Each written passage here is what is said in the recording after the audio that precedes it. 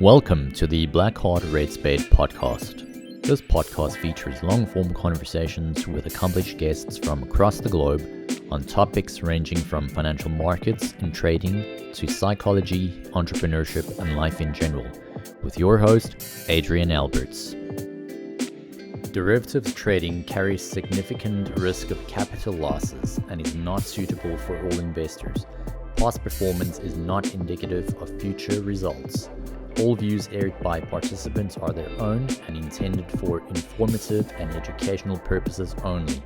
Always consult with a registered financial or legal advisor before acting on any topics discussed. My guest today is Markets and Mayhem, one of the FinTwit royalty guys, as our dear beloved friend Rocco would say.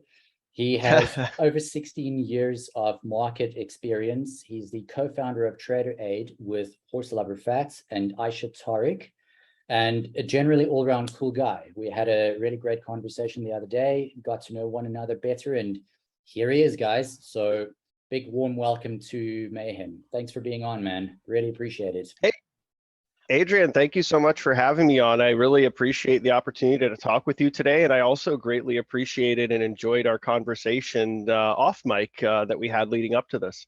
Yeah, it's so cool to connect with people who have broad and also similar ideas. You know, it's hard to live in it's hard to find people who have second order thinking. You know, most people are so stuck in first order thinking. And when I spoke with you, I just realized, gosh, this guy has a heck of a second order way of thinking. And I really appreciate that about you.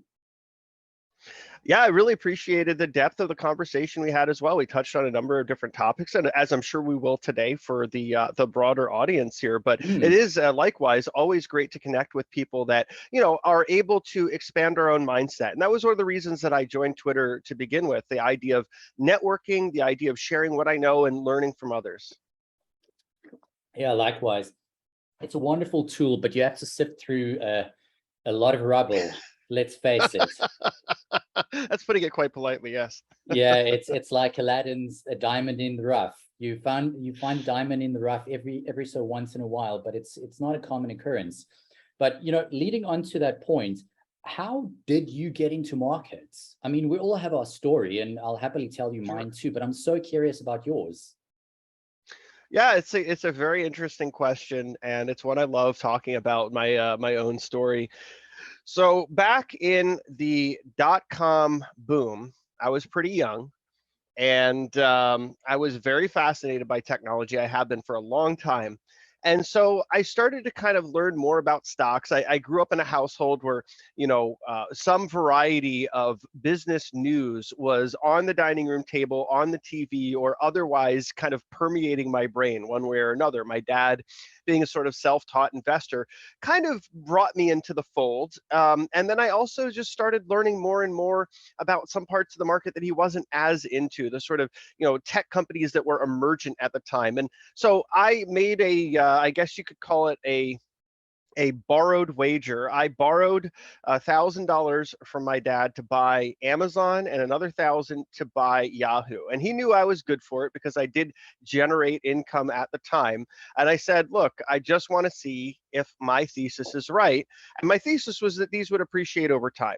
Well, no joke, about the next day or two, these things had almost doubled. And this was during the dot-com boom, and I was terrified. I was like, what is happening? This is not at all how this is supposed to work based on anything I've read. Like, you know, building wealth takes time and effort and energy. And so I said, you know what, Dad, sell them both. You can take back the money that you lent me and just give me back, give me the returns. And you know, it was a lesson for me, and it was the first and last trade that I did until 2005. And the reason for that was I felt like with something like that going on, there was clearly a lot more that I didn't know than what I did know. Yeah, sure.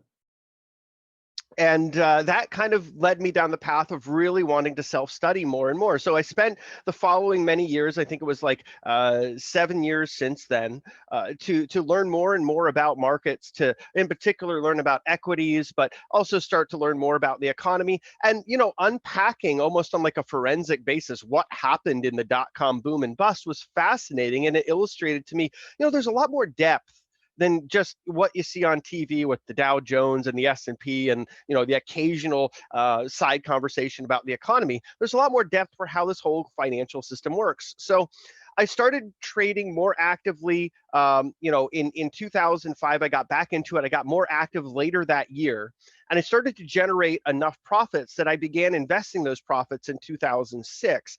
And so my trading journey, I would say, officially began in 2005. It started off with, mostly trading equities, but then I got a little bit more into foreign exchange. I started to get more interested in commodities. I started to get more interested as a result in futures and options. And so I started to broaden my horizons. And as I traded more and more, I started to learn kind of more and more about the random walk that markets take on the shorter term, how things tend to make a lot more sense on the longer term when we zoom out to the daily, weekly, monthly chart. But I also gained a greater appreciation for risk management.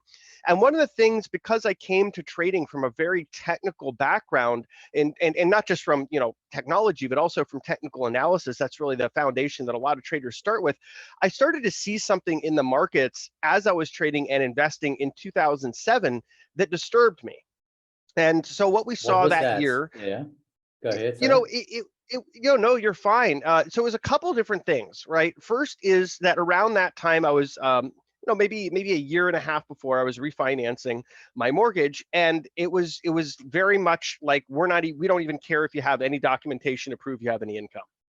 And I was like, oh, Oh, that the seems ninja strange. stuff Is it? like we saw in The Big Yeah, Short, similar to that. very much like that. And Oh you would my see people goodness. going into the mortgage broker's office that you were like, okay, this is interesting. Just it felt like they were willing to give a mortgage out to anyone that had a pulse, if not two or three. Gosh, they should have had And you in the movie. Freaking hell. well, I certainly didn't make a vast fortune offshoring the market, though I did pretty well. But I will say this, that as a young person, again, gave me pause, because I was like, okay, this is like the biggest debt that any person ever takes on in their life, and they're Mhm. just giving it out willy-nilly. And I get that it's somewhat securitized, they can reclaim the property, but that never really works out well for anyone. So I just felt like there was something a little amiss. Then in the summer of 2007, I started to hear about the money market, and I didn't understand all the inner workings. I just heard it wasn't working well and it was really important. And so that got me a little concerned. And I started to see turbulence in China and Japan, because I was very much into watching the international markets too. And it started to get kind of, we had like basically a flash crash in China that summer. But what really actually, because again, going back to that technical analysis focal point, what really drew me to the path of being very concerned and actually ultimately liquidating my long portfolio, my investment portfolio, was the S&P 500 sort of painted this giant potential double top. And it was from the high that it had in Oh yeah, 1999 to the I high that it remember. made in 2007. Yeah. And that to me was just like, okay, so I'm seeing things that make me uneasy, but then I'm seeing this technical pattern, and every time I've studied it, it resolves violently one way or the other. And so, like a gentleman, I said, I'm going to step out of the way. If I miss 5 or 10% of the upside, that's okay. I can get back in, and there'll always be another opportunity to get long. But if I am right and this is a double top, this could get really bad. And I had no grasp at that point just how bad it was going to get. I felt like the polite thing to do was to get out of the way and wait for the market to tell me what the next direction was. And so I did, and I missed a calamity. But that calamity was one of the most eye-opening experiences of my life, because it kind of pulled me into the plumbing of the market. Now I started to really realize how important all those inner working parts were. Yeah, but the fact that you missed a calamity is such an important thing, though, because I reckon that one of the key components to being a successful trader is not necessarily about how much money you make, but how long you can stay in the game. So if you can Yeah. avoid the things that will wipe you out, then you have far more longevity, because none of us know the future. And I'm a big fan of Nassim Taleb's work, and in one of his books, and I think it's either Black Swan or Anti-Fragile, he said, portfolio managers often miss the point where they focus on, look at how much I made for you. But society doesn't appreciate the, look at how much pain I avoided for you, or look at how much I saved you in terms of, losing your money or making your money. And that is a very key point that you just brought up here. So I appreciate that. Yeah, absolutely.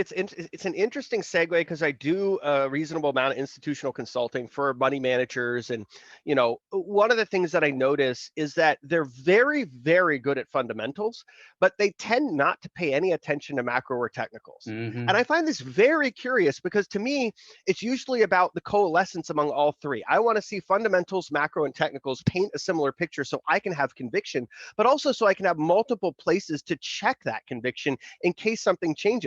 And a lot of those same folks, they're brilliant. I mean, they're really good at what they do, but they tend to kind of not only not avoid the sort of train that's bearing down on them, but step right in front of it. And a lot of it has to do with that sort of, we're not looking at the macro, we're not looking at the technicals. And, I love my clients and I think the world of them, but I really do wish that a lot of money managers would step out of the fundamental role for long enough to appreciate that it's very important, but it's also very micro. And we got to zoom out and look at the big picture to see some of those bigger trends that are forming. Like one of my mentors, who's an amazing money manager, but he just doesn't believe in growth at all. Doesn't believe in it at all, and as a result missed some incredible opportunities over the last 13 years. And I get it, is from a value discipline, but we sort of had a macro environment that was very conducive to growth because real rates were very low, if not approaching zero, and some of these longer duration risk assets just flourished really from 2012 on. And on the other side of it, I have another mentor and good friend and client who is very much into growth and tech, and he's brilliant. But he didn't see this particular train that was really starting in the back half of 2021 bearing down on him. And in fact, he stepped in front of it, getting longer and longer as things he felt were being discounted. But the macro environment was such where the Fed was saying, we're going to take away the punch bowl that's been this supportive element of the markets for really the last 13 years. And we're going to replace it with the antithesis thereof. We're going to be draining all this liquidity out of the market. And he's absolutely been murdered this year. And I feel really bad for him and for his clients. But at the same time, the macro writing was on the wall this time, just like the technical writing was on the wall last time. It's like a hangover. If you want to keep on drinking throughout the night, you better be prepared for the hangover that will eventually come your way. It's a fact of life.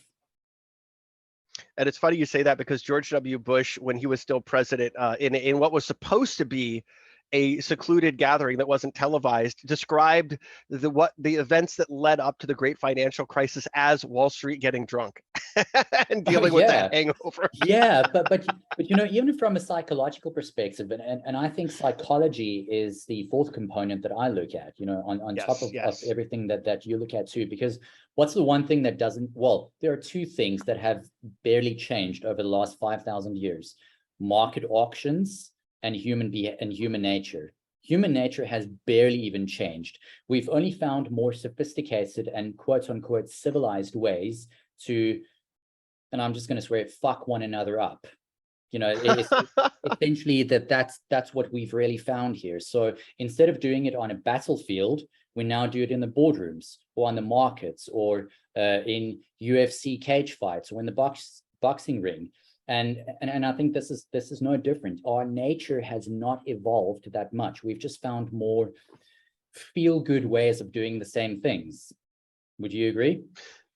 Yeah, I think that's true. And I think that, we're seeing the sort of kinetic consequences, at least in terms of the percentage of population being impacted, drop as we find more polite ways to say, screw each other over, right? And I think the psychology element is a really important point. I kind of file that under macro, but I could see that being broken out as its own segment of study. And I think that human behavior is incredibly important. We've had 13 years of greed-driven markets with very little exception. We had a short exception, you could say during the Euro crisis in 2011, 2012, during the tightening tantrum of 2018, and during the COVID crash. But for the most part, it's been greed on top of greed on top of greed. Every dip is to be bought and in as much quantity as possible, using as much leverage as one can, whether it's achieved through margin or options or some combination of the two.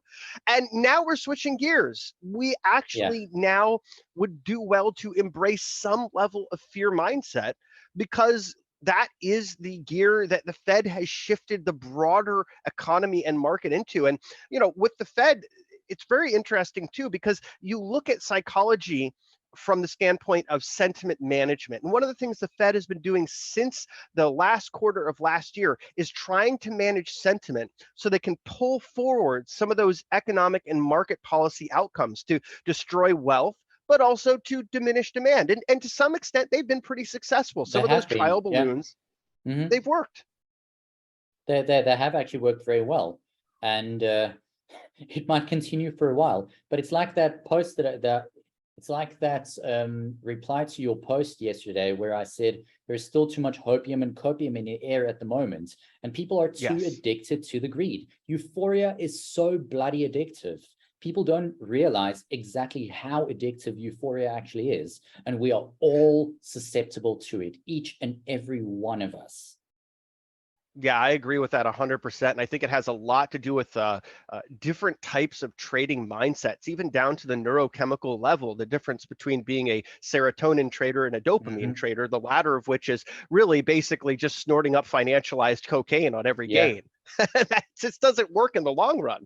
And, there were years where you could basically throw a dart out and buy near dated call options for just about anything and make money. And so because of that, we've engendered this whole atmosphere of, the markets have always been described as a casino, but they've never been more casino-like than they are now. When you combine that sort of easy money, as it was, with the gamification of so many retail-facing services, it's created something it's a bit of a monster. On the one hand, I think it's great that people have more opportunity to take control of their financial destiny, to self-educate, to take advantage of all the information that's out there, and there's never been anything like that. So that's great. But on the other side, a lot of people are being taken advantage of and losing a lot of money because there's not enough guardrails involved with a system that basically encourages people, like through brokers like Robinhood, to speculate their entire account on something that could very well go to zero the next day, like a call option that's near dated. Did you see the story about a year ago of that guy who ended up committing suicide because he saw an unrealized loss of about $500,000 in his account?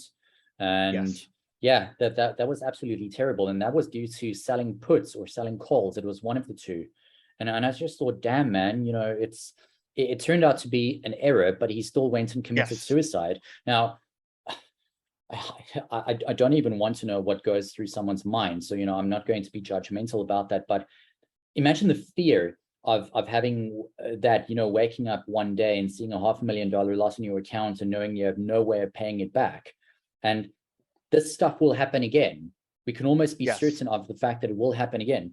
But you mentioned something interesting about the whole retailification of the markets. And I spoke with Chris Sidiel last year sometime about this, where he made a very interesting point by saying that the market structure is changing and evolving in much shorter intervals than what they used to. They don't even look at 10-year structures anymore. They look at more 4 to 5 year structures now, because he said retail has completely taken up its own segment and created its own power base within the markets. And we saw this with Wall Street Bets, for example. Yeah, it's true. And if you look at a couple of different metrics related to this, for example, household net worth, the component of that is equity exposure is at record highs. The component of GDP that is equity exposure from retail is at record highs. Retail holding periods of stocks, of options, they obviously are buying a lot of near dated stuff, so they don't hold for long, but it's very short. It's often days or weeks. So we've gone from a market where, people were really buying and holding to a market where people are literally just churning and churning and churning. I mean, it's probably great that a lot of brokers have gone zero commission, or people might have blown up their accounts on the commissions alone. But on the other side of it, I think it does illustrate that we are in a different market regime, and it's for the reasons Chris has said, and it's also because we're seeing a change in how people participate. So not only is the time frame shorter, but a lot more participation is being executed through options, and that creates a lot more leverage. It amplifies the emotion, the psychological component, because of that leverage, but it also means that these participants in the market have a greater influence over price discovery because they're using options. I mean, if they're using high delta options, say a 40% delta, and they buy one contract, that market maker's got to buy 40 shares to hedge their delta, and they can keep leveraging that up, and it creates these sort Gamma of delta squeezes. Yeah, and those as well.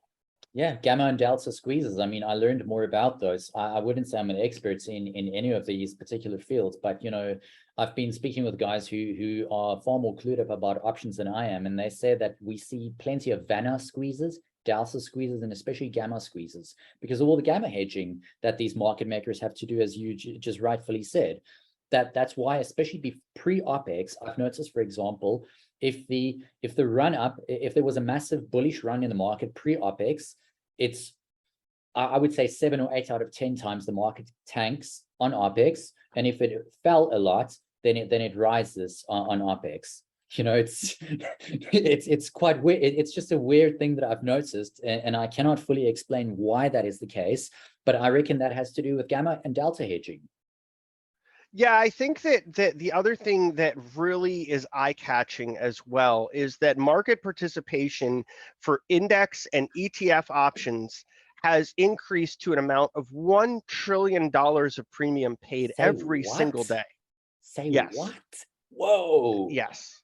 And that's mostly institutions. They're mostly hedging. But they're mostly on the put side of the equation. Either just straight buying puts or putting on calendar or diagonal spreads. And part of that's to reduce downside risk. Part of it's to increase their ability to leverage up, because it reduces value at risk. But it has these tremendous second order effects. And people like Jem Carson, who are luminaries in their field, brilliant. and he really is. He's spoken about this a great deal, and he's talked about the Vanna and charm effects. And I would say those passive flows are much more influential than they ever have been, but especially now, because now in 2022, we're in an illiquid market.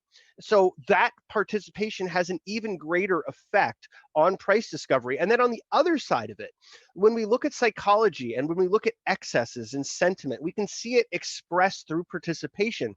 One of the most interesting things that we've seen play out several times now is this sort of foaming at the mouth desire to buy near dated, close to the money calls, and a lot of the more speculative and squeezy stocks, to the point where you see guys to not do that.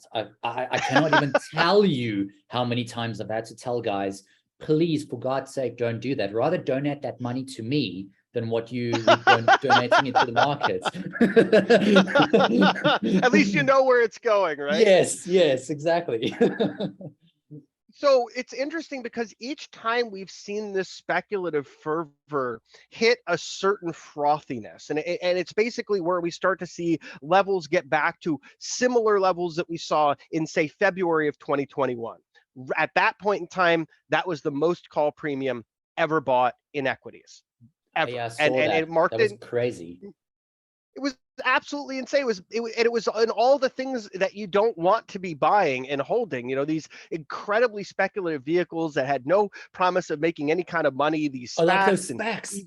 I know guys who lost a ton of money in SPACs. Whoa, it was really, really detrimental. And they kept on saying to me, oh, come on, Adrian, buy into the SPAC. I just made 80% of my return in one day. And I just said, oh, good luck to you. You can do that if you want. I won't. Yeah, when we did the Chamath, it didn't all add up, did it?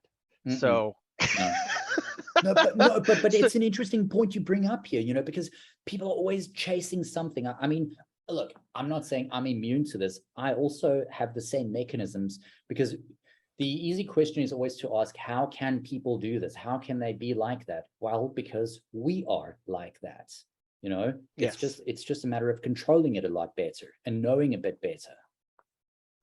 Yes, and see, this is the sort of the psychological discipline of being successful versus being a gambler. And so when everything feels amazing, like in February of 2021, a lot of people were like, this is a new paradigm, the market's going to go up forever, blah, blah, blah. But when you look underneath the surface, you see a lot of these speculative excesses, like in call premium.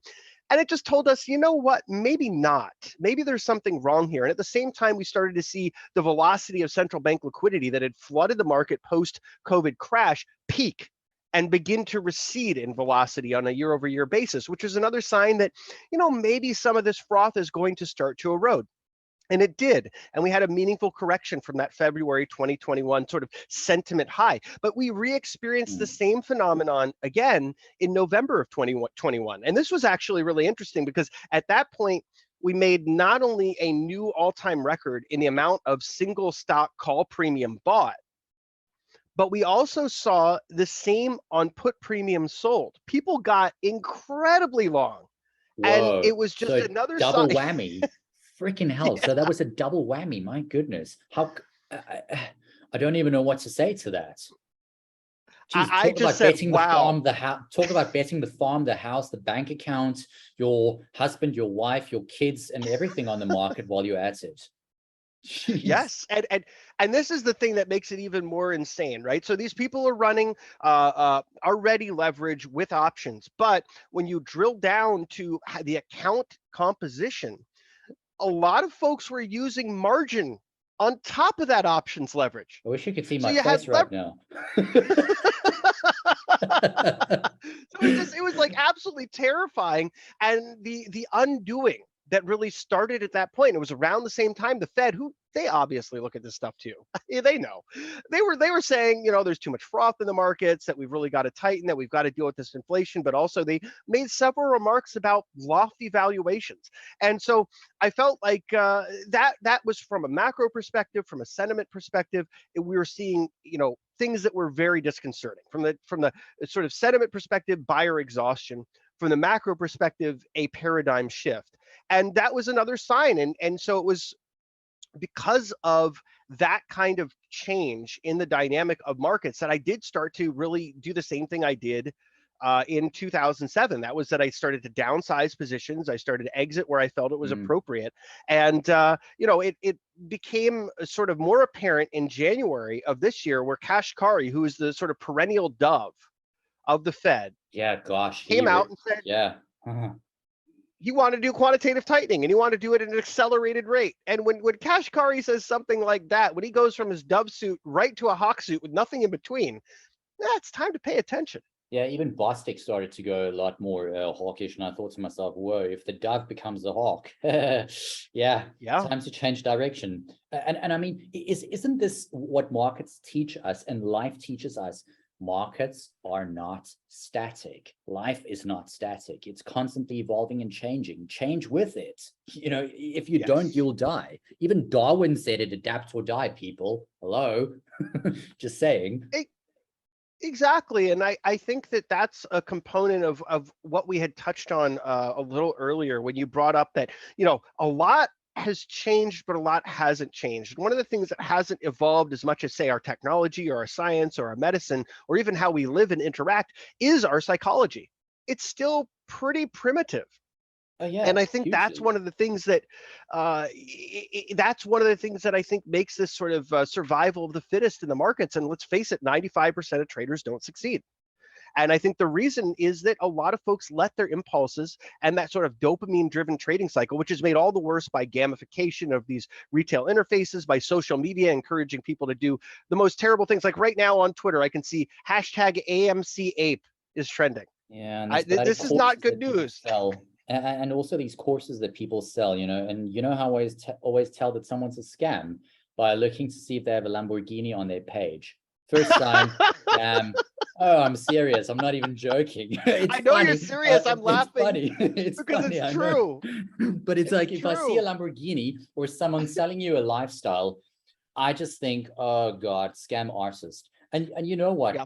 You're one of the traders whom I have a lot of respect for, not only for your intellect and all that, but also for your ability. I mean, I can tell that you know what the hell you're doing. There's to me, there's this fine line. I shouldn't say fine line, but yet it is a fine line in a way, with people who talk a big game and just post charts, post-mortem, and someone who actually is doing this in real time.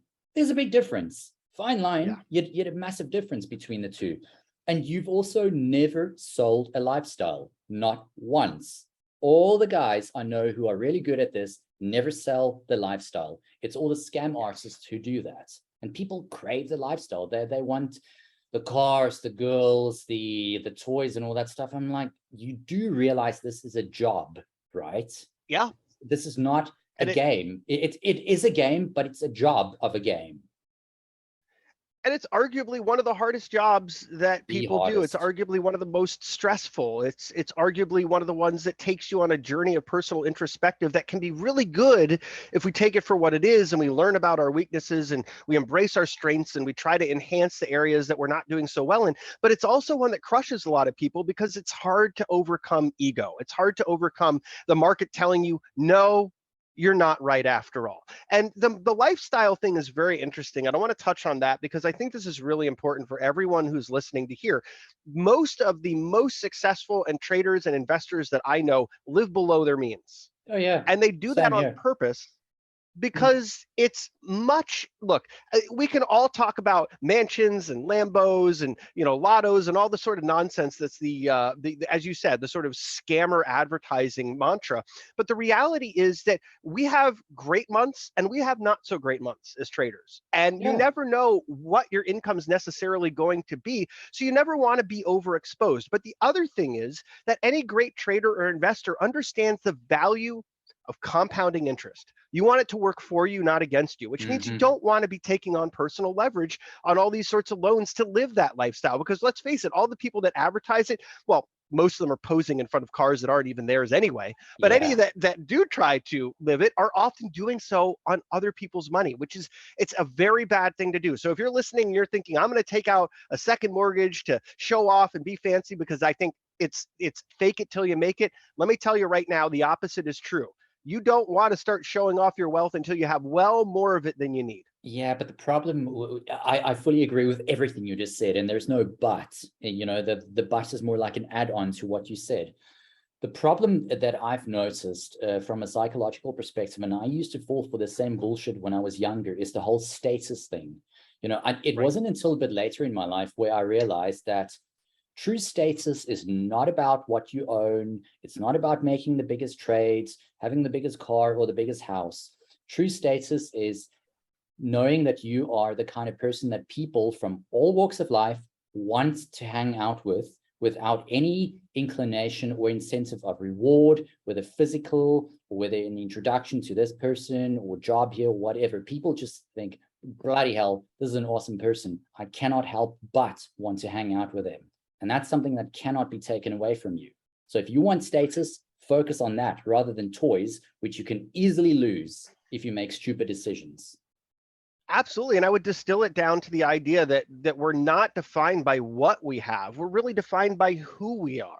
100%. And, one of the problems with modern society is that there is such sort of embellishment of vacuous materialism over substance. And, we can't really even enjoy any of that stuff unless we can enjoy who we are as a human being. Unless we love ourselves, we're not going to love our life. So I know that's veering a little bit in a different direction, but I think it all ties into the same thing. 100%. Because this preys on people that are insecure, that live vicariously through this sort of nonsense, this frivolity.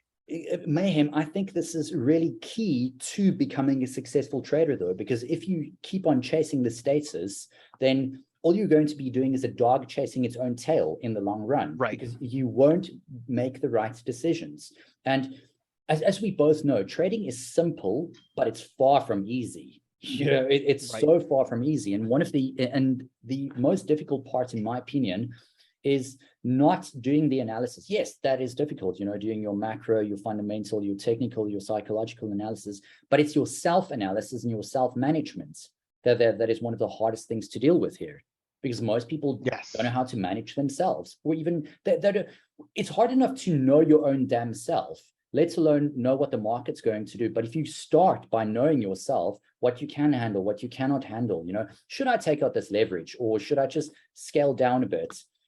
Those are key questions that can actually save you a lot of trouble. Yes, absolutely. And it goes across the spectrum of personal leverage, the amount of debt that we take on in our own lives, as well as, portfolio leverage. How are we exposing ourselves? And it may not even be obvious. Like some folks that might buy into a leveraged ETF or a highly speculative company that itself has a leveraged balance sheet, could be taking on leverage that they're not necessarily aware of that could put them at more risk as well. And for the former, I would just say, a lot of these leveraged ETFs that people seem to love, there's a big problem in the sense that they decay over time, and this is not talked about enough. And while people have made enormous amounts of money on these things, it's a lot of the time that when you hold them for over a day or two or three, you actually start to see that bleed, that decay, because of how they're managed. And I think that's something that folks should take into consideration as well. If they're saying, oh, I'm going to get super long TQQQ or SQQQ and just sort of ride this thing, you can't. You got to trade those things. They're not meant for holding long, just in terms of leverage. Yeah, totally agree with you. And I also came to that shocking realization when I read a bit more about these exact same things, because I had a friend who said to me that he was going to start looking at the three, there's one that is 3x and 2x leverage on the SPY. And he said that he was going to start trading those. And then I read up a bit more about them and found exactly what you said, where the authors mentioned that it's good for a day, maybe two, but don't try to hold it for a week, because you're bluffing yourself if you're thinking you're getting 3x leverage consistently day in and day out. Right. And it's rebalanced in a way that can be very disadvantageous. So I'm 100% in agreement with that. It's all about education. And I would say this, that, the biggest disservice outside of the unrealistic expectations and preying on people's insecurities that the sort of Lottos and Lambos promotional nonsense does is it makes people think that this is all very easy, that you could just sort of buy some Friday Lottos and then all of a sudden you're going to be living a different lifestyle that's much better than the one. And I would say that actually the beauty of trading, of investing, of finance, of economics, and how they all tie together is that it's like a limitless beach. And we may be able to amass a handful or two of sand in our life's journey. And that's a lot. That's a lot more than most. And yet the beauty of that is that there's so much more. There's near limitless depth to the universe of finance. And that's what attracts me to it. That's what makes me love it. And I find it so off-putting and also sad that it's being advertised as the opposite. And it's sort of like a two-dimensional, top-down game, and you just click some buttons and make money. And it's so much more than that. Yeah, I fully agree with you. I'm of the opinion that to be successful at trading, and when I say successful, by the way, to anyone listening, and this is also, just for personal clarification, that I don't necessarily mean acquiring a huge amount of wealth. Because if you're successful, then to me, that also means that you're enjoying what you're doing. You're not sitting there thinking, fuck, I hate my life so much. Right. I actually want to kill myself by doing this, but the money is so good. That's not success, mate. Really, that's not success at all. And if that's the way you want to live your life, you're in for misery. And that's not the game I'm playing. But if you want to enjoy this life, and you want to enjoy making money, and you want to do well for yourself and do all the things, then you have to consider this type of lifestyle the way a pro athlete would approach their game, whether it's basketball, baseball, athletics, whatever it might be. You have to train harder than everyone else to have a fighting chance of getting into the final heats at, say, the Olympic Games. And even that is not a guarantee that you'll necessarily win. But that's how you have to approach it, because the barriers to entry are so damn low. Anyone, as we know, with a brokerage account can now enter the markets. And that is also where the danger comes in. It gives you a false sense of security. How hard can it be? Yes. It can only go up or down. Oh, yeah. Well, of course, you're right about that, but you're wrong about the quality of your setups. Your setups need to give you a higher probability than 50-50. Otherwise, you might as well literally flip a coin and hope for the best. Yep. That's not a strategy. Far from it. It's gambling. 100%. You see, that's the thing, and that's why I appreciate talking with someone like you who understands this and who can break this down, because I've had instances, and I think for me, one of the reasons why I've stayed in the game, to be very honest, if we're talking about me for a second here, I don't consider myself a good trader. You see, that's the thing. I really don't consider myself to be a good trader. I can analyze markets, and yeah, I've had some good trades and stuff, but I don't fall into the trap of thinking that I'm good, because I've seen what happens to me at times is that as soon as I start thinking it, and worse, if I say it, I'm good, I've got this. Boy, oh boy, does the market have a way of just saying to me, is it? Right, let me show you now. And that's happened time and time again. And I'm sure I'm not the only one. The moment that we're tempted to show off our profits to friends is the same moment we need to be selling. Yes. Because it's at that moment we are most vulnerable to our ego letting us get into a very dangerous trap, just like you said. And it is that. I mean, look, I've been trading for quite a long time. I don't look at myself as a good trader either, for the same reason, because ego drives us to make really bad decisions. And it's never been about ego in terms of like being a consistent trader. And I know a lot of folks advertise otherwise, the same sort of Lottos and Lambos nonsense, but the reality is it's about objectivity. It's about being systematic. It's about discipline and mindset. And it's really about, like you said, having setups and only trading those setups, not being tempted to overtrade and trade just because, oh boy, I really would like to trade something. Well, if there's nothing to trade at that moment, there's no reason to trade at that moment. And a lot of people get in trouble because of these same things: ego driving rather than objectivity, not following a system or having one at all, letting a lack of discipline get someone into overtrading or oversized positions, managing risk. I mean, I know it sounds like boring, stale material because everyone hears it so many times. Yeah, and it kind of is, but it's also like, talk about surviving in the markets. If we don't manage risk, we're not going to survive in the markets. And it's especially important when don't fight the Fed, the mantra turns the other way. Yeah. And we say, okay, well, now they're draining liquidity from the global financial system. So now don't fight the Fed means it's time to liquidate holdings that are at risk. And it's time to, even for people that are more advantageous and risk tolerant, look at shorting parts of the market that are overpriced, maybe not in the here and now where we're historically oversold, but there's been many opportunities. There's been some great bear market rallies to take advantage of. Of course, I took advantage of one of them at least. So, and I mean, if not, why not? But I also know that in bear markets, these things don't necessarily last. So don't get too comfortable. Just don't do it. Exactly. I mean, I am a fan of not fighting the trend. So other than, day trades and short swing trades on these counter trend pops, I'm not aggressively going long onto anything. And I'm much more in favor of using those same bear market rallies to scale into shorts. And typically I run a long short portfolio. And in this type of environment, I tend to be more long defensives and energy and other parts of the market or other asset classes that are more resilient.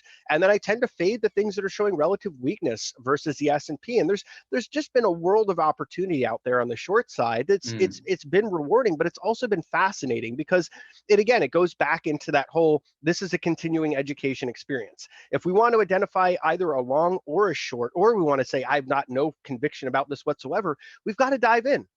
We've got to look at the sort of macroeconomic picture, the fundamental picture, the technical picture, get a sense as to what it's telling us, form a thesis, and if the thesis gives us, as you said, favorable odds for entering a trade, there might be an opportunity there. On the other side of it, though, if we spend a whole lot of time and we come up empty-handed, we don't need to do anything other than to say, I learned something new, moving on to the next. Yeah, totally agree with you.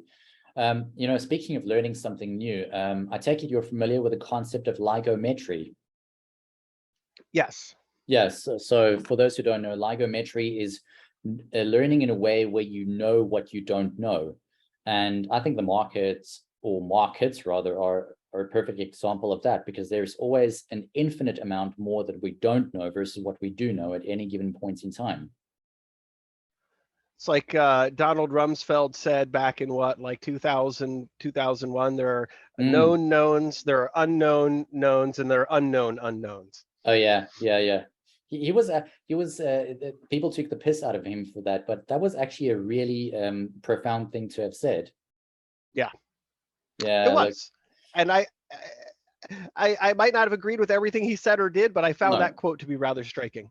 No, look, look, we can talk about politics off the air to our heart's content, but boy, oh boy, you know, I know that if we delve into that, then we'll be on here all day.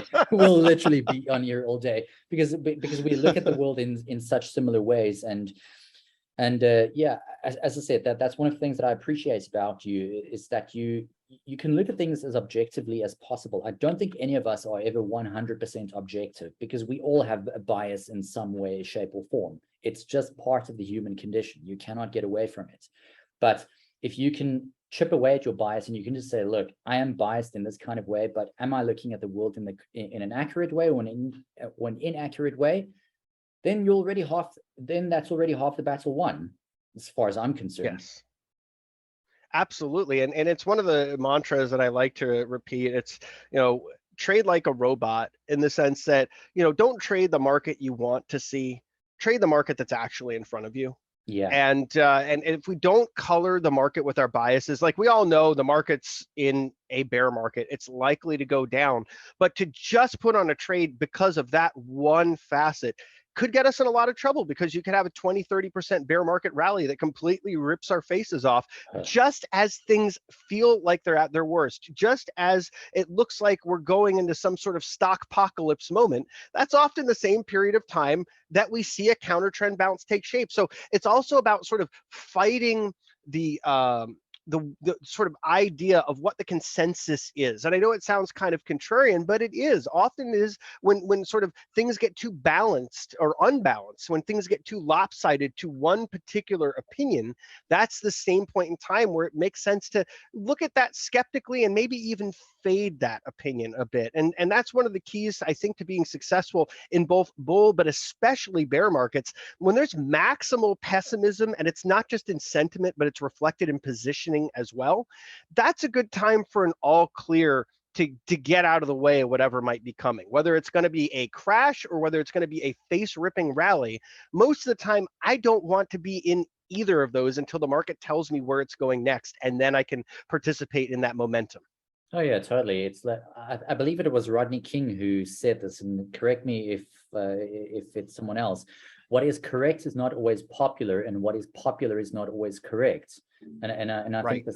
think the same principle applies here to markets. So you have to be a contrarian at times, but not all the bloody time, So Right. it's no. Well, when I say no, I mean, we don't always really know for sure, but have at least a good reason for being a contrarian as opposed to just saying, I'm going against the market because it seems like the right thing to do.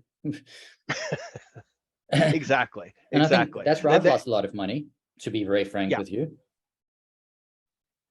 Yeah, I would say that is a very tempting thing to do if we are by nature skeptical, if we are by nature a little bit rebellious. We might say, you know what, these people are all idiots. I'm just going to fade them because they're wrong. And I've gotten in trouble doing that too. Because if we don't look at the bigger picture and say, but idiots have a lot of money and idiots can move the market a whole lot, yes, which we've seen during this last counter trend bounce with all the meme stocks and other sorts of nonsense going to like basically infinity before crashing back to earth as Icarus, had his wings melt. He got a little too close to the sun this time. Love Greek mythology. Love it. Oh, me too. Absolutely. But yeah, there's also no correlation between intelligence and making money.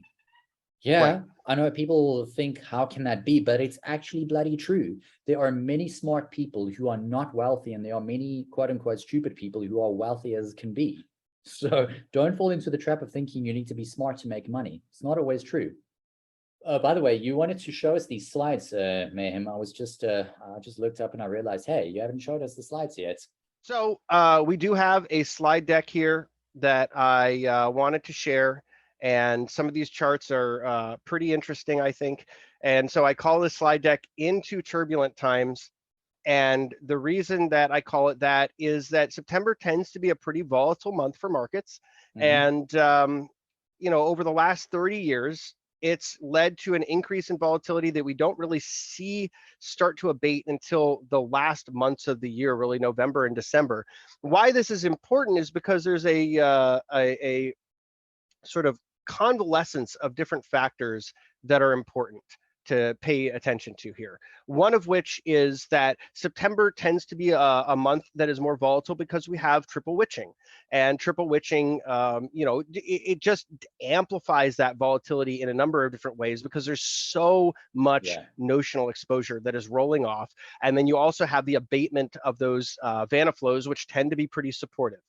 The other thing that is a driver of volatility in this particular September is the much anticipated Fed meeting, where we're going to see whether we get 50 or 75, but also whether we get any more clarity about QT, something that Powell doesn't seem to want to discuss much at all. We noticed during the Jackson Hole speech, it was not even mentioned. And after that, we saw a bounce in mortgage-backed securities, which kind of was the idea that, hey, long duration risk it's not so bad in this environment because the Fed isn't really discussing what they're going to do, in particular in this case with mortgage-backed securities, but with QT at all. And yet QT is really the elephant in the room because no central bank has ever fully normalized their monetary policy framework in the intermediate to long term after quantitative easing. So we're in for a great test, the last of which in this country didn't go so well when the Fed was reducing their balance sheet in a much more gradual way from 2017 through early 2019. Now we're seeing quantitative tightening kick up from an up to amount of $47.5 billion a month to an up to amount of $95 billion a month. It is, and it's interesting though because we go back and we look at what do they actually do, and Aisha did some research on this, and she found they were just letting just over $17 billion a month of treasuries roll off during that same period. So they weren't even meeting their allotment for treasuries, which was $30 billion a month, and it has to do with the composition of their balance sheet and some of the thresholds that they set. But suffice it to say, some folks took this as, oh, QT isn't actually happening. And the reality is, no, it really is happening. It's just not. This kind of comes back to depth of examination. The hopium and also the surface level understanding, like not looking into Fed policy and seeing what they're actually doing. Exactly. And so I think that September promises to be a more volatile month because of that, but also because there's just so many other factors that are driving volatility here. If we go underneath the surface and we look at the Treasury market, the upheaval that we've seen in 2022 is unlike anything we've ever seen. And that volatility in the Treasury market, it's measured by the MOVE index, which is basically like the VIX. It's looking at implied volatility of options in the Treasury market. And those levels are at levels of volatility we haven't seen since the COVID crash. And that's a huge concern because when you see rates rising, but also when you see a lack of structural liquidity in the Treasury market itself, it can create a dynamic that pulls up volatility in every other asset class: commodities, currencies, equities, and of course, things that want to be assets that might not be, like crypto. And so that's a bit of a problem because as we enter September, now we have all of these different catalysts. Like we know the Fed is increasing QT, but the Treasury also increased the issuance of U.S. debt to $444 billion for the third quarter. That was a 2.5-fold increase. So we have supply increasing, we have demand decreasing, not just from the Fed either. Japan and China were net sellers of U.S. sovereign over the first half of this year. So whether that changes as the year goes on, we'll have to see. But we see all these factors basically shaking the very foundation of financial markets. Bonds are not only the smart money, but it really is where everything ends up being priced. And so we start to talk about, liquidity. That lack of liquidity is increasing volatility, but also we have to talk about the sort of risk premium going up as rates rise, which means stocks need more and more of a haircut. So September not only tends to be a volatile month, but it also is the worst month for the market. If we go back and we look at 95 years of market data, or we just look at 30, or we just look at 10, it tends to be a pretty rotten month for markets. So there's a lot of things pointing to that, seasonality being less. Even last year, look at last year, which was a bull market galore. It was the worst month of the year, if I recall correctly. Was second worst. Yes. Something like that. It was a bad month, without a doubt. So I think September this year may be one to remember. We'll have to see exactly why that is after the month concludes. But I do think it's something that, we should just be keeping on our radar. Yeah, it's just pay attention. As simple as that, really. Exactly. Exactly. And I think that it behooves us as market participants, no matter what we're doing, to just kind of have a broad awareness of what's moving underneath the surface. So in that same light, when we look at the Shiller PE I ratio, love we can Bob see the Schiller. stocks from absolutely. And this speaks to a market that is incredibly overvalued. And the biggest driver of that overvaluation was things like QE, but also this sort of TINA, there is no alternative, this Mhm. financial repression of interest rates. Well, both of those are reversing. And so I think that we also have to look at how that's going to affect PE. And then we have to, on top of that, which is already a lot to take into consideration what happens during an earnings recession to the E component of that ratio. So I think we're in for a deeper discount than many would expect. I wouldn't be too surprised with an S&P that's under 3,000 before the smoke clears. No, I wouldn't be shocked either. I was actually looking at 3,200, or 3,300, roughly close to the peak of the pandemic highs, or pre-pandemic highs rather. So yeah, it's below 3,000 actually makes sense to me too. Yeah, it just, when we start to really look at the amount of largesse and just sort of insane levels of emergency level stimulus over the better part of the last 13 years, anything resembling normalization of liquidity and rates implies a significant discount for equities. And, people like to rebut this with, oh, but corporate profits are at all-time highs. Well, of course they are when you have this kind of inflation and profits Hello. are measured in nominal terms. Of course they're going to be at all-time highs. But the other part of it is that, that's during an economy that by any measure was pretty robust going into that. Now we have a Fed that's raising into a technical recession. What's going to happen when the cost of capital goes up as the cost of goods and services are sticky to the high side? Yeah, but frick, Nothing good. we just need to look at how many zombie companies exist within the Russell Yes. 3000. I think it's something like, what, 20%, and the amount is actually increasing as we go along.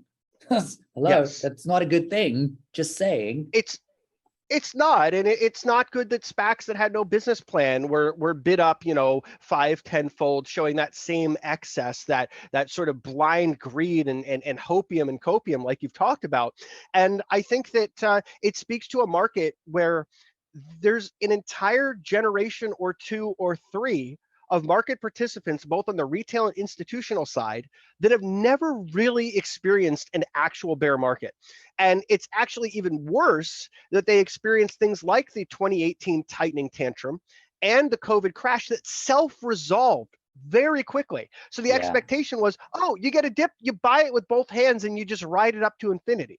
And the reality is that what we're seeing play out here, where we've had 8 months, 9 months of dipping, it's not even over yet, by any It's more reasonable like assessment, at tripping. least. It's more like Right. tripping, but buy the dip and watch yourself trip. That's the way I look at It is. It it. is a lot like that. And quite frankly, people must be, to borrow another turn of phrase with the same word, tripping to think that this is a good time to really be buying, especially if it's all speculative and it's being done on leverage. So I feel like we're in a market where, it's important to be cognizant of all the different working parts behind the scene. It's not just what does it look like on a chart. It's not just what is the PE ratio, because the E could drop through the floor. Oh It's yeah, not just, we what kind of is saw that already. Yeah, let's yeah. face it, we've already seen it. Look at Amazon. Last year, Amazon was kicking out profits like crazy. Now it's running at a loss.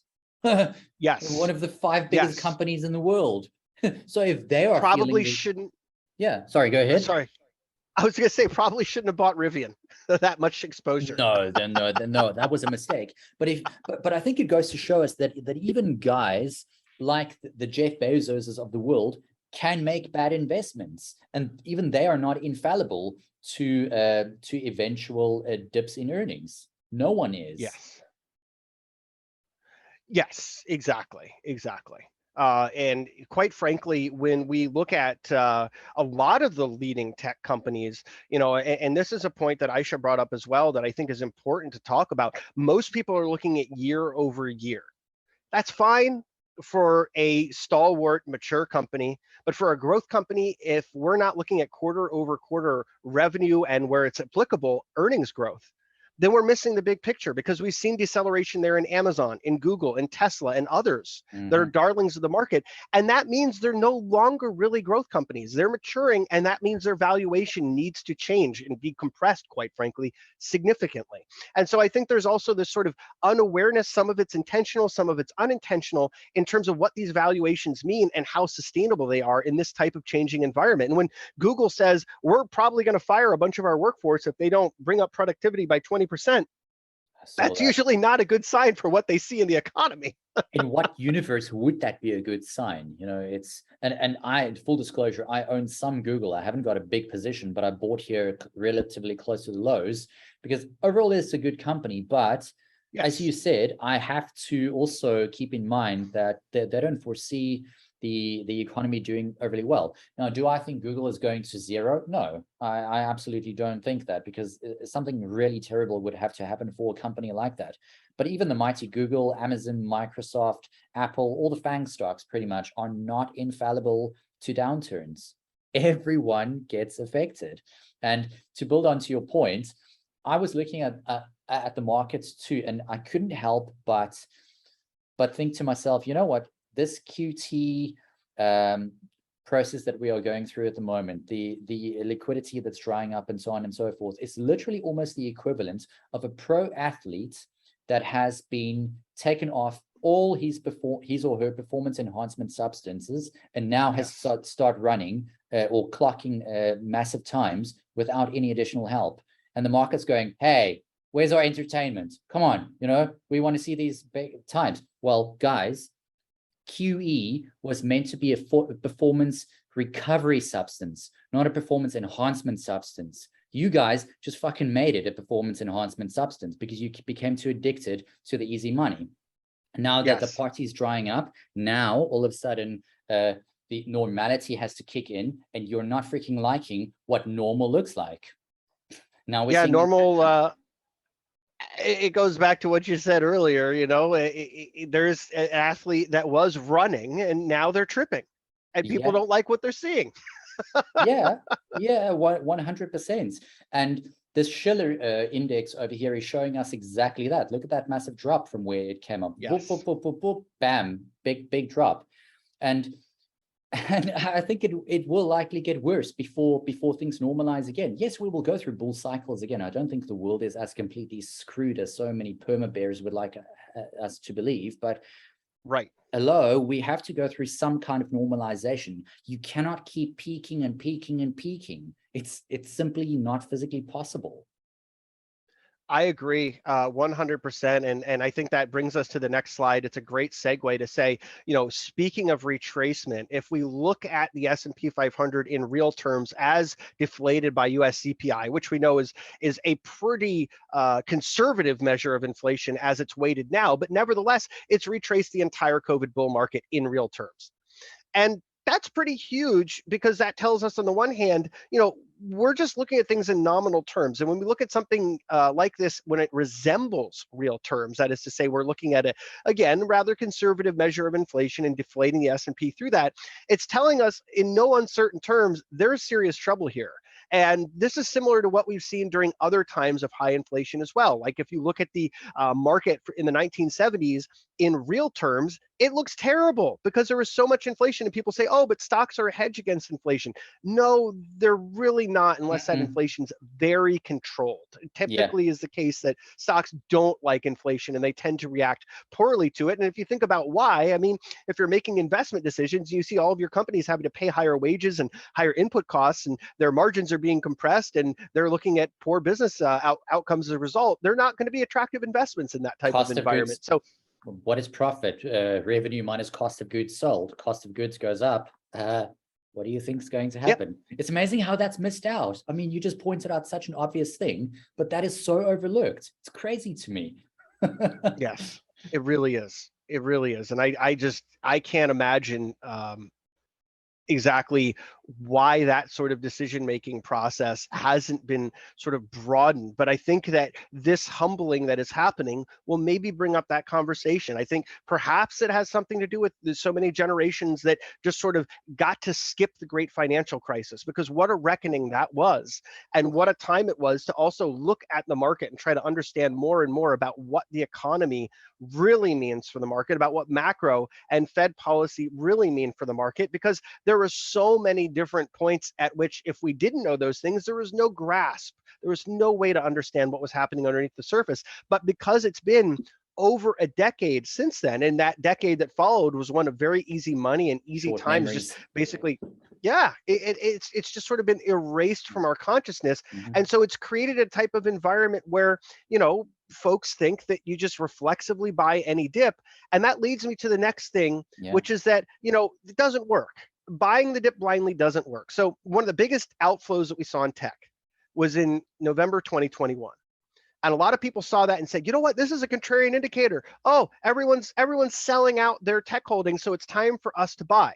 And the reality was, no, actually, that was just the beginning of the next leg down to come. And so what have we just seen now? The same thing. And I know a lot of folks out there are saying, oh, well, this is just another contrarian indicator. It's time to buy tech. It's objectively cheap and hated.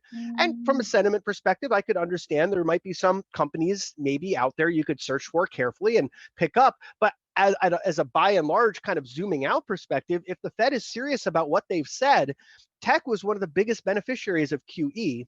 It's likely to be one of the worst hit by QT. So I think this outflow kind of illustrates the same point, that once again, sure, maybe it's a turning point, but the more likely outcome is that there's another leg down coming, and institutions are trying to de-risk ahead of that, taking advantage of the counter trend bounce we got from mid-June through July to try to really harness that cash raising. Yeah, exactly. So in other words, once again, pay attention to the macro picture and the narrative that is forming. Don't try and form your own ideas unless they are really, really sound and based in reality. Yes, exactly. And this goes to another point we were talking about earlier, where retail hold too many stocks. And this is a big, dangerous problem in the sense that people are wanting to front run what they think is the bottom every time we get a dip.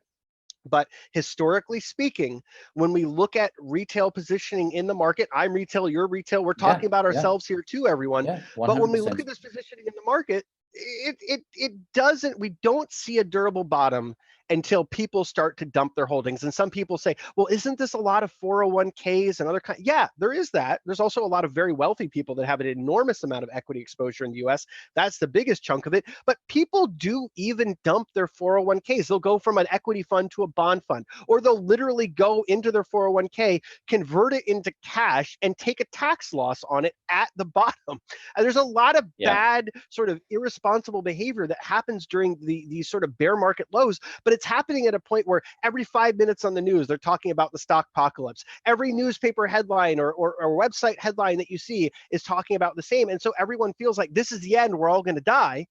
And often is the case that as they are dumping in size, that's where we can begin to start to scale blood into in the longer-term streets. investments. Yes. Even if it's my own, right? Yeah. And as you know, we don't go through this game without picking up a few scars along the way. I think that's actually impossible. Even the best guys that I've ever spoken to have told me that they've blown accounts, they have lost on big trades and all that stuff without fail. But it's about taking shots that you can come back from, not ones that you absolutely cannot come back from. And as you pointed out here, I think we haven't reached that point yet where some people are going to get wiped out, like I want to call it a bit of an extinction event, so to speak. It's I know that sounds really apocalyptic, but yeah, it kind of is. We sometimes need these events to bring normality back into the fore. Exactly. We're less than 1,000 points from the all-time high in the market on the S&P. I mean, we really haven't fallen that much given the sort of headwinds that we're facing. And A lot of that has to do with this phenomenon. Not only are folks sort of maximally exposed, but also there's this sort of continuation of this phenomenon. So remember, we talked about Feb and November of Yeah, 2021 yeah. being these sort of peak moments of options driven speculation. Well, we saw that again in March to April of this year, and we saw it again from really July, August of this year. That same sort of call buying frenzy into lower quality, more speculative, highly shorted stocks. And that is almost always, when that happens, a very powerful get out of the way indicator. When AMC and GameStop and Bed Bath and Beyond and Big Five and all these things are running, it's usually a time to start to de-risk and even turn the ship the other way and accumulate short positions against more vulnerable parts of the market. And so I think that that's the other thing, is that, you know, until that impulse really does die, like you said, it is an extinction that we need to see. We're not at a low. No, A definitely durable not. one. But it's also, to build onto that, I think we are getting back to a point where people are going to have to do the work to be able to invest in the markets. It's not just going to be a case of throw a dart at a board and I'll make money regardless. You're going to have to do the bloody work now. You have to go and lift those weights. You have to go run those miles to be able to earn your stripes. No, and that's it. I can't say any more on that. I agree, 1,000,000%. And I think that part of that has to do with the sort of changing macro environment, where now you've got to look at earnings, now you've got to look at balance sheets. You want to make sure that companies have free cash flow, that they have earnings, that it's able to grow or at least sustain in this environment, that they don't have much or any leverage, that any debt that they do have is something that they can manage. And these are things that people were not doing at all. And there was even discussions, you know, on places like FinTwit and otherwise, where, you know, valuations really don't matter. And that was sort of at the height of all this mania. And I think we're getting back to a point where fundamentals matter. They always have, but now they really matter. Macro matters. It always has, but now people are paying attention to it because it matters to the downside. It helped all the upside as well. But also that, you know, looking at things like technical analysis actually matters too, for the investors that are kind of ignoring that. And it's really about the composite of all those three. And also, like you said, market psychology is really important to understand as well. And we're not at the point where we're really seeing fear expressed anywhere other than polled sentiment. When we look at positioning like we're seeing here, we're still not seeing fear. And I think it'll behoove other market participants to kind of look at it through that lens, that until we see true fear, we're probably nowhere near a durable bottom. The VIX at least above 40. That will be a sign of proper fear. But the VIX has been trading here for quite a while now anyway. I mean, you know, 25 was, I think 21 to 25 was the average back in 2020. Well, no, actually 25, I think, was the average, if I recall correctly. And last year it went as low as 15 or 16, but that was it. And 15 to 20 is already reasonably elevated. 20 under normal circumstances is damn well elevated. And now we're at what, 25, 26. So hello, these are not normal circumstances, people. You don't realize that you've walked into a lion's freaking den and you're a lamb that has been basted in sweet and sour sauce. Hello, just saying that. Know what game you are playing. Know the game you are playing.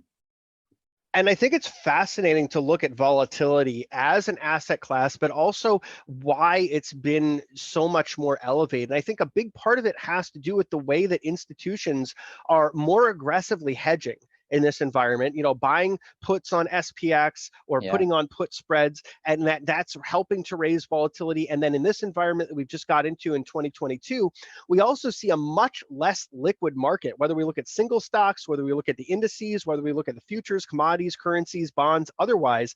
And so we have drivers for persistently high volatility. And it's interesting because you could make the argument that volatility is expensive here. And if you compare 1 month realized volatility for the S&P 500, it's at 19.68. The front VIX contract is at 26.90. So you could reasonably argue that we're over 7 points over VIXed. You know, you could say, okay, well, premiums are pretty expensive here. So, you know, a lot of institutions aren't necessarily wanting to step up and buy just straight puts in the quantity that they used to. So they're moving too, you know? Yeah, exactly. There is put selling that's going on, and especially in the sense of putting on spreads. Like if the convexity of the term structure is such that there's more premium in the front months, which has Yeah. happened a lot for the S&P. People put on these calendar trades, they borrow that premium to get a better debit. But the other thing that we see is that there's a lot of shorting in S&P futures. And it's not what people are drawing from it. Like the financial media and other folks have kind of drawn Not from always this. directional. Exactly. I mean, there's going to be some betters in there, but a lot of it's hedging because you've got portfolios that need to be hedged in a environment where risk is rising. And the best way for them to do that when premiums are expensive, at least based on what they're looking at for premiums, realized versus implied, is to either put on spreads or to straight hedge through futures. And so we've seen a lot of the latter increasing. But the interesting thing is you could make the argument that volatility is cheap here from another perspective when you compare the VIX to the move index. The VIX has not caught up to the move index. So I'm more inclined to think that event of a 40, 50, 60 VIX is realistic. I remember what happened in the 2020 COVID crash.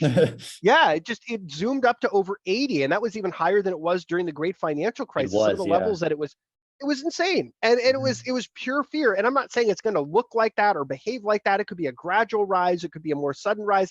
We don't know. But I think what we're both on the same page on here is that we just haven't seen anything resembling a capitulative or wipeout event. And until we see something like that, in particular in how it's expressed via holdings, I don't think that we can say that we're through the worst of this yet. And the Fed has made it pretty clear, and they've never really talked this way before. They've made it pretty clear they're going to raise into a recession, and they want to inflict economic pain. Yeah, to bring a sense of normality. I know they are hated at the moment for that, but what can you do? Sometimes desperate times do call for desperate measures. I actually wanted to build onto a point, what you said regarding the elevation of the VIX and all that. And I was having, well, I can't remember, was I speaking with Chris, or I was either speaking with Chris or watching a podcast of his. And we talk about so many things, but he mentioned something interesting that I couldn't help but take to heart. He said that if you structure your volatility book, you should always try to be uncapped long volatility and capped short volatility, because the reality is you cannot quantify outlying events. So if you hit an outlying event, you want your uncapped long volatility to run, but you don't want to get wiped out by your short volatility. So that's why you want to be able to cap that. And I am also of the opinion, and please feel free to disagree with me on this if you want, but I'm actually of the opinion that the market that we are trading today with the S&P at these, shall we say, elevated levels, and I'm not talking about valuations, I'm just talking about elevated relative to the past few years. The delta dollar risk has increased dramatically over the past 2 years, especially since the COVID crash that we had. A 2% drop at 4,000 is not the same in delta dollars as a 2% drop at 3,000 or 2,000 or 2,500 or whatever. And that is something to keep in mind, because the multiplier has not changed on the futures contracts. I've told this to people and they look, no, how can you say it's the same? It's not even close to being the same. It's a riskier market, or I've had the other argument that I don't look at dollars, I just look at percentages. I look at both. I mean, like, no, I'm serious. I've actually had that. I'm like, how the hell can you make that argument? I mean, tell that to your clients or to yourself when you see your account being drained. But Adrian, in real terms, the S&P is trading it where it was before COVID, so surely everything's fine. You remind me of that dog sitting in the fire going, it's fine, it's fine. Right? At least he has his coffee. He's happy. It's interesting what you... Yeah, sorry. Yeah. He seems perfectly content with all the apocalypse happening around him in his environment. It's exactly like that. And it's interesting you mentioned, not wanting to be too short volatility or capping that short of volatility, because when we look at that, just abstracting on straight short positioning against volatility index futures, we see that positioning has not been this low for a very, very long time. In fact, after the COVID crash, short positioning against the VIX dropped markedly and never got back to levels we had seen before, because a lot of people never thought that could happen, and they never want to go through that again. Yeah. Yeah, geez. Once again, human nature coming into play, isn't it? Yes. Yeah, because shortfall was the trade for so long. I mean, there was that sort of moment, what was it, 2017, 2018? I think it was most of 2017 and up till maybe the back half of 2018, where shortfall was such a great trade. Jeez, yeah. For anyone who didn't trade in 2017, you could almost literally just buy the market and it would go up. I remember the day where the VIX hit 8.98. I was like, whoa, this is unreal. Like a VIX below 9? Since when? I mean, it's normally capped at 9, but it actually went below 9 for a few seconds. Yeah, crazy. And that's times. Scary. It's scary levels of complacency. Yeah, and then came February. And you know what actually saved me a lot of money in February when we had Volmageddon was when and I'm a big fan of Ray Dalio. I'm not throwing shade at him, but I'm going to revert back to what he said in his own book called Principles. Don't adopt or listen to me unless it actually makes sense. He went on TV and on CNBC and he proclaimed cash is trash. You're going to feel like an absolute idiot for holding cash. 2 days later, Volmageddon kicked in. Because I thought to myself, Ray, if you make such a bold statement on TV, be very careful, man. You are putting yourself out there in ways that few people should be. And then he changed his tune. And you remember what happened? I don't even need to tell you. Yeah. Look, typically Ray Dalio is not a contrarian indicator, but there are exceptions to every rule. But there were 3 times. There were 3 times where it actually did save me. Where not listening to him saved me. Then, prior to COVID and post COVID. So he's very, very good. But I think the point that I'm trying to make is not to bash him. I'm a big Dalio fan, but you've got to do your own thinking. Does this make sense? Yes, I agree 100%. And I think that's actually a good segue to this chart here, talking about 30-year bonds, how the price of the 30-year bond is breaking down from this 22-year uptrend that had honored through every other down cycle and every other end of a credit cycle, every bear market. And so it's quite incredible what we're seeing here, because it's quite frankly scary when you see one of the more important benchmarks for interest rates, the price of it deteriorating as it has. The start of 2022 was really one of the worst for 30-year bonds ever. I think it was the worst in about 40 years. And the other side of it is also that there's so much risk that is priced off of these rates. And so not only are we seeing nominal rates rise with a disconcertingly high velocity, but also real rates. And so the discounting that has to happen for all these other long duration assets, whether it's corporate debt, junk debt, tech stocks, biotech, growth stocks, crypto, gold, precious metals, even things that are rate sensitive like home builders, there's so much discounting that has to be done. And this is a paradigm shift because, the idea is, oh, no, we'll get back to that. We'll go back to where we were before. We'll go back to the era of lower and lower rates and more abundance of liquidity. But the reality is probably much different because we're not in the disinflationary multi-decade period that we've been in since the 90s. That is over. And the reason it's over is because inflation is no longer a cyclical issue that we just sort of confront in a light way. The Fed pops the bubble, everything goes back to normal. Inflation has become a structural issue. And so that portends to a situation where central banks are going to be more inclined to intervene earlier in the credit cycle. And as a result, credit cycles will be shorter. Bull markets will be more shallow. It's not that we won't have bull markets anymore. They're just going to look a lot different. And it's going to require us to be more nimble and, going back to a theme we've been pretty consistent about, more educated about how the market works. Oh yeah, totally. Because now we are out of, did you ever watch the movie way back in the day called Disney's Hercules? They did this remake of the movie way back when. And there's this cool scene where, Hercules loses his powers, and wow, we can actually play this into market. He loses his strength because of a deal he made with Hades, and then a Titan comes in and fucks up this city called Thebes, and everyone's like, where's Hercules? Yeah, Hercules will save us. And the Fed could be seen as Hercules over here. Oh, the Fed will save us. Sorry guys, the Fed's not saving us this time. It did before, but the Fed has lost its power because monetary policy cannot affect demand to the same, especially where supply chain issues have been screwed to the way that they have been for the past 2 years. It simply The cannot Fed's affect kind that. of pivoted from the role of Hercules to Atlas.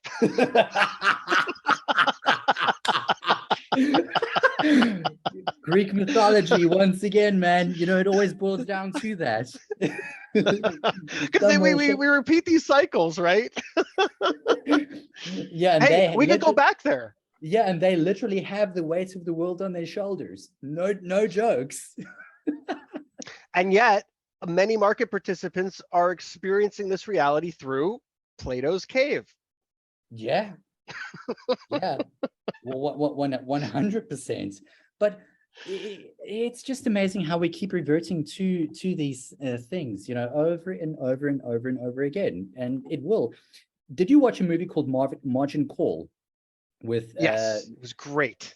Awesome movie. I highly recommend this to anyone who hasn't seen the movie. Now, the scene in particular that really struck a chord with me was the second last scene where Kevin Spacey's character goes and has a sit down with him while he was having dinner.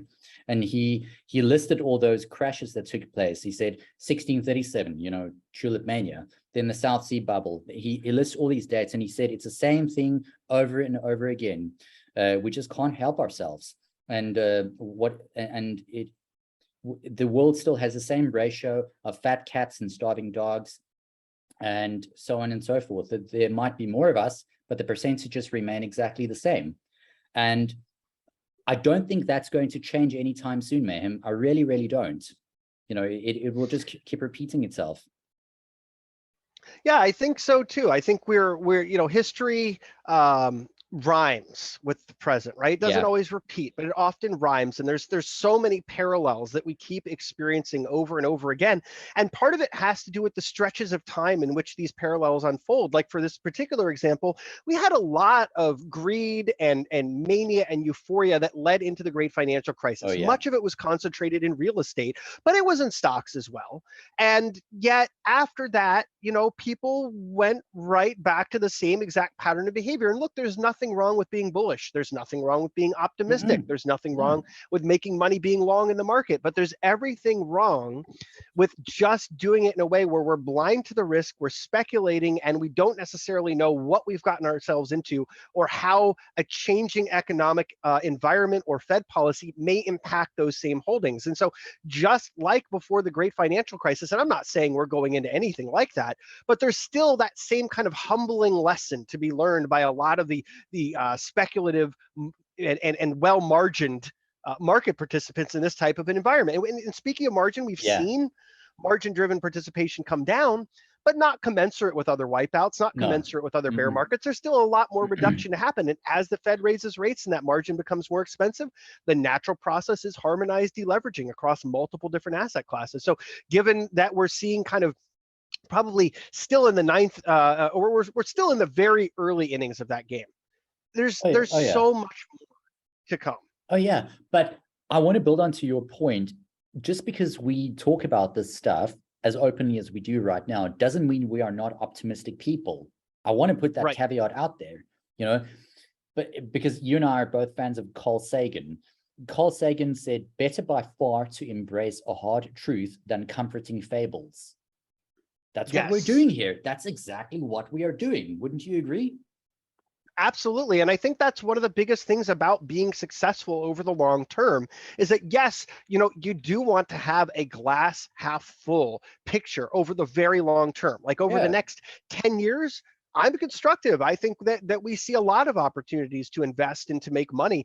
But over the next year, I'm much more conservative because even though I'm an optimist by nature, I'm also a realist. And I think it makes a lot of sense to look at things through the lens of reality rather than what we want to see. It's not only important for trading, it's important for investing. And, I've had folks where it's important for life in general. Absolutely. And I've had folks where I will put out a post during a day where I feel like there's a lot more downside to come in the next several days. I'll put out a post that says, don't catch falling knives.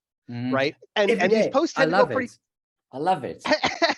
and they tend to go far, but there's always detractors that say, oh, I'm buying the dip because my time horizon's 5 years, 10 years, whatever. That's Go for it, fine. tough guy. But Go for it, go tough for guy. it. But the thing is, you can buy the dip, but whatever your returns are going to be from the price where you bought that dip, right? So if you bought the dip at 100 and the stock goes down to $20 and then it goes back up to 50 over the next 5 years, what are you doing, right? What kind of returns do we expect? So it's always about not just going in with optimism, with this sort of idea that, over the long enough period, everything's going to be fine. It's also the idea of going in with some sense of realism and balance and saying cheap can always get cheaper. Yeah, but but you know what that is the equivalent of? That is literally the equivalent of shitting your pants, turning them inside out, and telling yourself they're clean.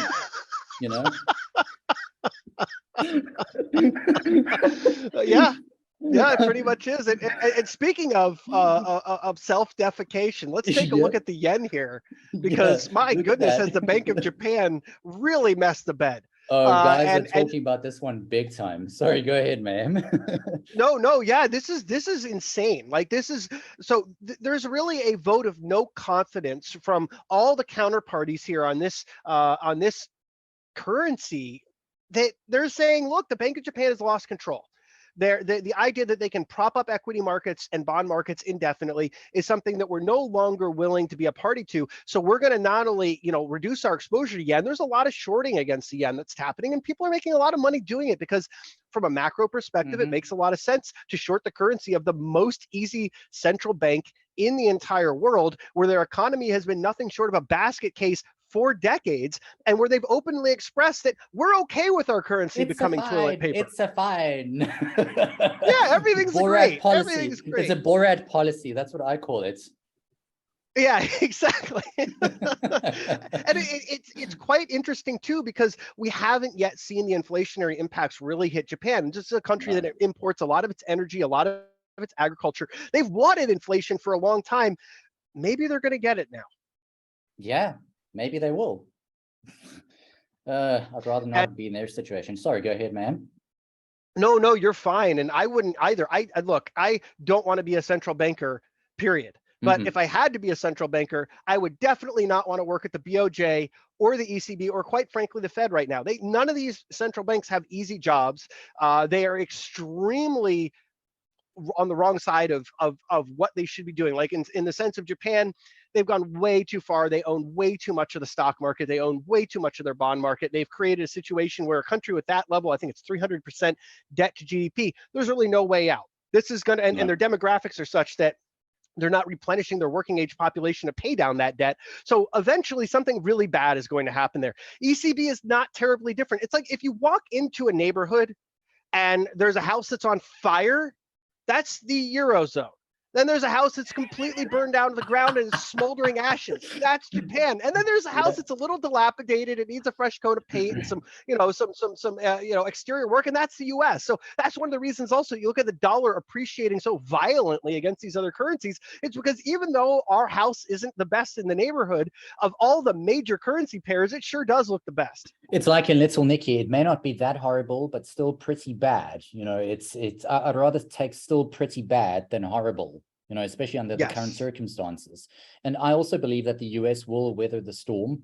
You have a lot going for you regarding the fact that you have a lot of resources, energy in the form of gas, oil, coal, and so on and so forth. Europe, I'm not so sure will weather the storm to the same extent.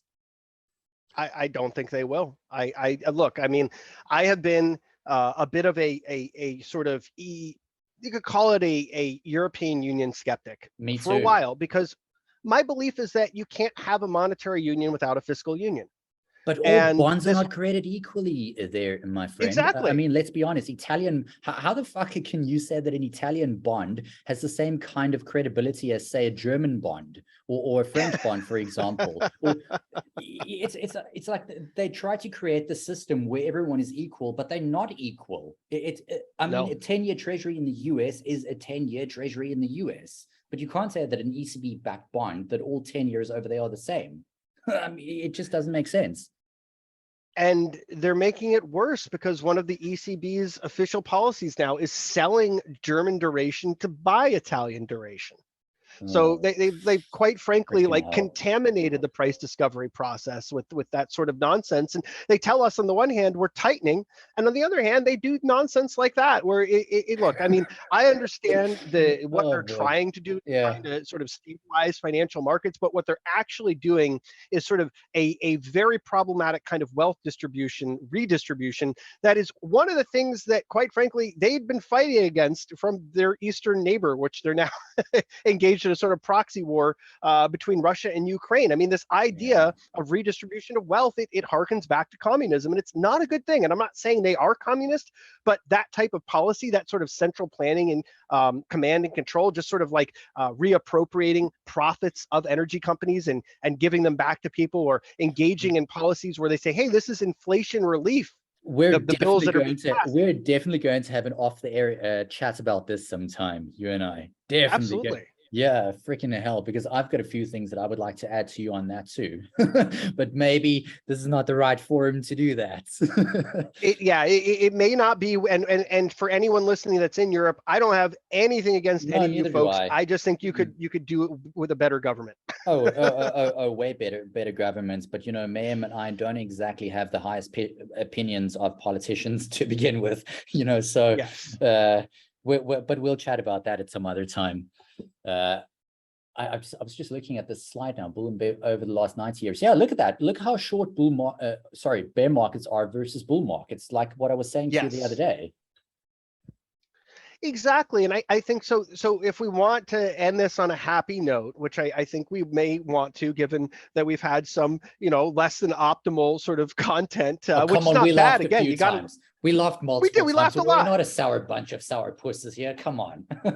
No, not at all. We've had a lot of fun, and I think this content is extremely helpful. It's something that people should really be thinking about. Like you said, looking at these hard truths. But yeah, bear markets tend to be shorter lived, and they also tend to be times of opportunity. So going back to what we were talking about earlier, when we do see those meaningful positioning changes, at that point, it's probably going to be time to look at opportunities as retail gets flushed out, which is most likely going to be where we get closer to bottom, and no one knows where the exact bottom is. But as we see that as an indicator, we can look at this chart and say, you know what?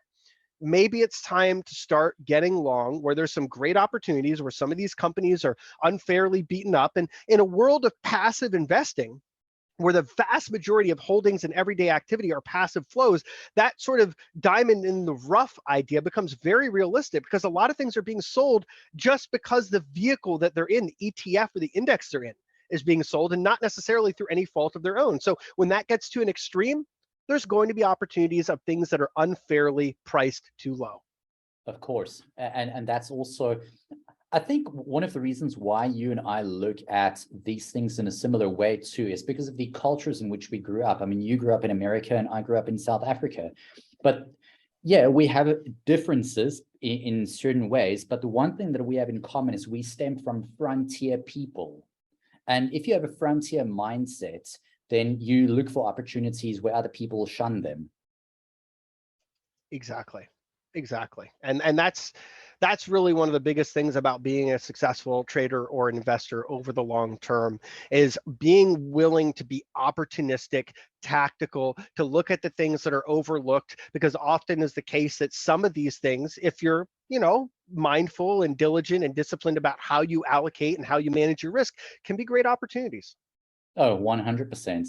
There's always an opportunity to make money or lose money. and that's what I, to put a funny twist on what you said though, opportunity is not always a synonym for reward. It's often an opportunity to get screwed too. So be careful about opportunities. Just say. Yeah, in fact, I will leave you and your audience with one last thought on that. And that is that when something seems the most certain, when we are the most excited about it, when we feel like there's just no way it could go against us, that's when you want to be the most careful. Absolutely, Mayhem. You know what? I really could actually carry on talking to you, but yeah, this is getting to be quite a long episode. It hasn't felt like it though. I mean, it literally felt like 10, 15 minutes. And I love the way that we just engage and chat, because there's so much that we can get into. I just want to say thank you so much for donating the time to, actually come on the show. It's such a pleasure talking with you, and for the incredible wealth of knowledge that you shared. I mean, I learned a heck of a lot today just by listening to you and checking out these charts. Well, thank you, my friend. And I learned from you as well. And I really enjoy your perspective on markets, this conversation, and the opportunity to speak with you and also to speak with your audience. So, if the opportunity arises, I'd love to come back sometime. Yeah, I would absolutely love that. We can do a different episode at some time. I mean, I consider you a friend of the show. I consider you a friend of myself. And, anytime, if you want to have a chat, I'm happy to do even a collaboration where we bring other people on and have like a panel of sorts. I'm always open for sharing ideas and learning from each other. Sounds great, my friend. Have yourself a great day, and may the market be with you today. You as well, my friend, and thanks again. Anytime. Have a good one. Cheers. Bye now. Bye-bye. Thank you for listening to the Black Heart Red Spade podcast. For more information, please visit our website at www.blackheartredspade.com or follow us on Twitter at @BeHeartRSpade.